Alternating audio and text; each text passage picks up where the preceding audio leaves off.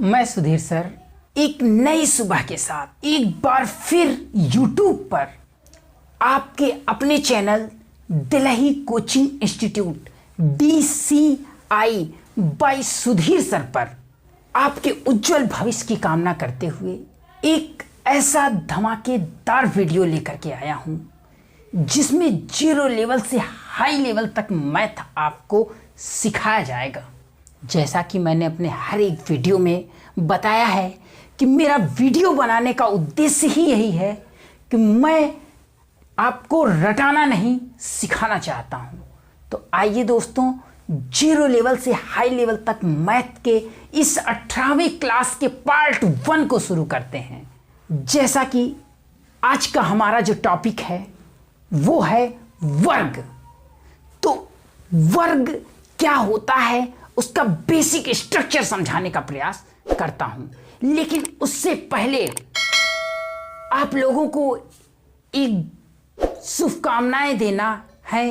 परम पूज्य डॉक्टर भीमराव अंबेडकर द्वारा रचित विश्व का सबसे बड़ा लिखित संविधान आज लागू हुआ था, जिसके उपलक्ष्य में देश अपना 74वां गणतंत्र दिवस बड़े ही हर्षोल्लास के साथ मना रहा है, जिसकी मैं अपने चैनल के माध्यम से आपको तहे दिल से ढेर सारी शुभकामनाएं देता हूं।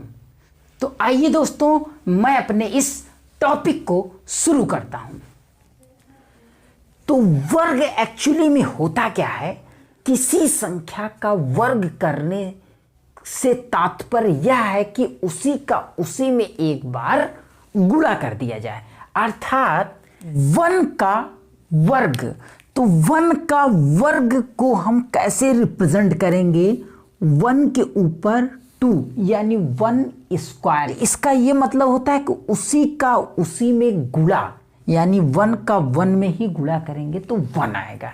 इसी तरह से 2 का वर्ग, 2 स्क्वायर इक्वल टू 2 इंटू 2 यानी 2 का 2 में ही गुणा, यानी आएगा कितना? 4।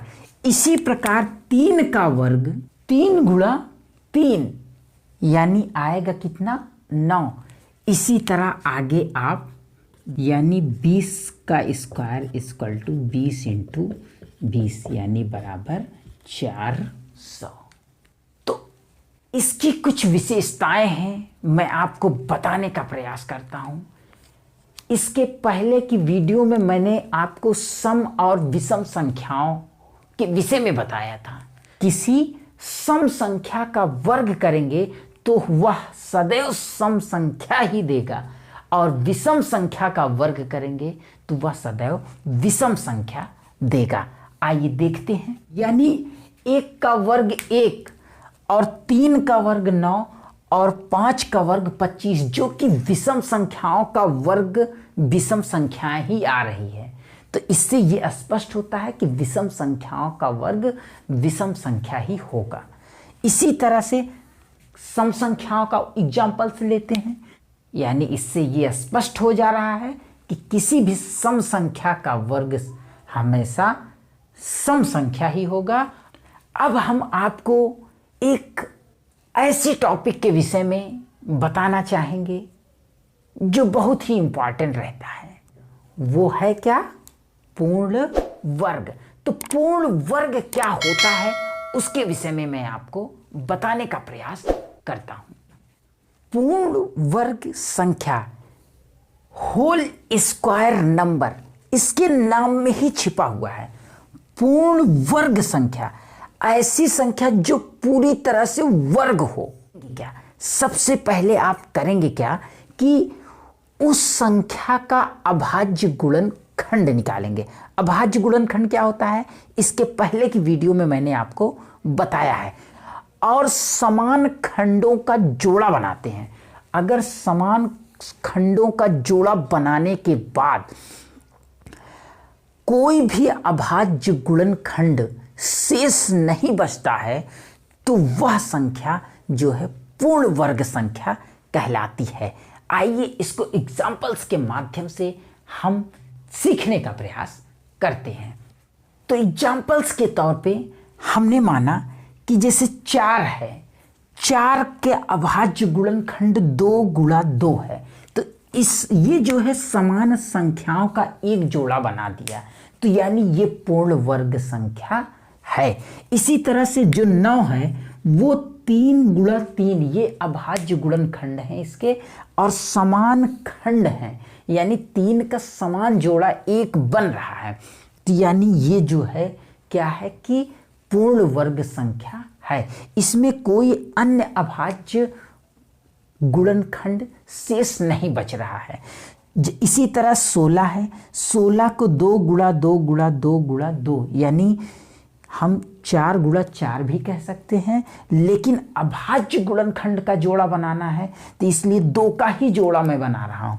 तो 2 का एक जोड़ा ये बना, एक जोड़ा ये, तो इसका समान खंड का जोड़ा बन रहा है, इसमें कोई अन्य अभाज्य गुणनखंड शेष नहीं बच रहा है, इसलिए ये जो है पूर्ण वर्ग संख्या है। इसी तरह 25 है, 5 गुणा 5, 36 है, 2 गुणा 2 गुणा 3 गुणा 3, इसके अभाज्य गुणनखंड में एक समान खंड 2 का है, एक 3 का है, और कोई शेष अभाज्य गुणनखंड नहीं बच रहा है, अतः 36 पूर्ण वर्ग संख्या है। इसी तरह से 49, 64, 81, 100, इसी तरह से आगे भी। तो किसी भी पूर्ण वर्ग संख्या के सत्यता की जांच कैसे, उसकी आप जांच करेंगे कि कोई पूर्ण वर्ग संख्या है या नहीं, कोई संख्या पूर्ण वर्ग संख्या है या नहीं। तो कैसे जांच करेंगे? सिंपली आप उसका गुणनखंड ज्ञात कीजिए। और कैसा गुणनखंड? अभाज्य गुणनखंड। उसका अभाज्य गुणनखंड ज्ञात कीजिए और उसमें समान खंड का जोड़ा बनाइए। जोड़ा बनाने के बाद अगर कोई अभाज्य गुणनखंड शेष नहीं बचता है तो वो जो है पूर्ण वर्ग संख्या होगा, अन्यथा नहीं। कौन पूर्ण वर्ग संख्या नहीं है उनको एग्जाम्पल्स के द्वारा मैं आपको समझाने का प्रयास करता हूं। जैसे लिखा है 2, तो 2 का जब मैंने अभाज्य गुणनखंड किया तो इसका कोई अभाज्य गुणनखंड हो ही नहीं रहा था, केवल 1 गुणा 2 लिखा जा रहा था। और 3 है, 1 गुणा 3 लिखा जा रहा था। 5 है, 1 गुणा 5 हो रहा है। इसलिए ये जो है किसी अभाज्य संख्याओं का समान खंड का जोड़ा बन ही नहीं रहा है, इसलिए ये जो है पूर्ण वर्ग संख्या नहीं है। जैसे 6 है, 6 को 2 गुणा 3 लिखते हैं, तो इसमें जो अभाज्य गुणनखंड है 2 और 3, इसमें समान संख्याओं का जोड़ा नहीं बन रहा है।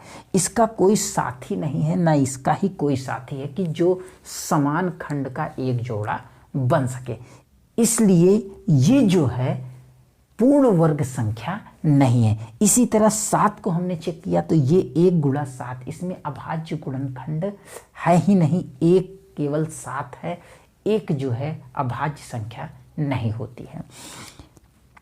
इसी तरह 8 है, 8 में 2 गुणा 2 गुणा 2, इसके अभाज्य गुणनखंड में 2 का एक सेट तो बन रहा है, लेकिन इसमें एक अभाज्य गुणनखंड शेष बच जा रहा है, इसलिए 8 भी जो है पूर्ण वर्ग संख्या नहीं है।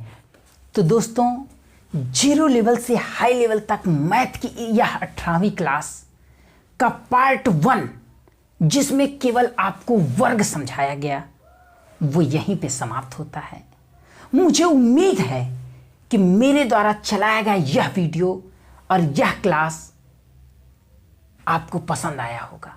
तो दोस्तों, अगर मेरा यह क्लास, यह वीडियो आपको पसंद आया है तो मेरे इस वीडियो को लाइक, शेयर और सब्सक्राइब करना ना भूलें, और हाँ, बेल आइकन दबाना ना भूलें, जिससे कि मेरे द्वारा अपलोड की गई हर एक वीडियो का नोटिफिकेशन आप तक सबसे पहले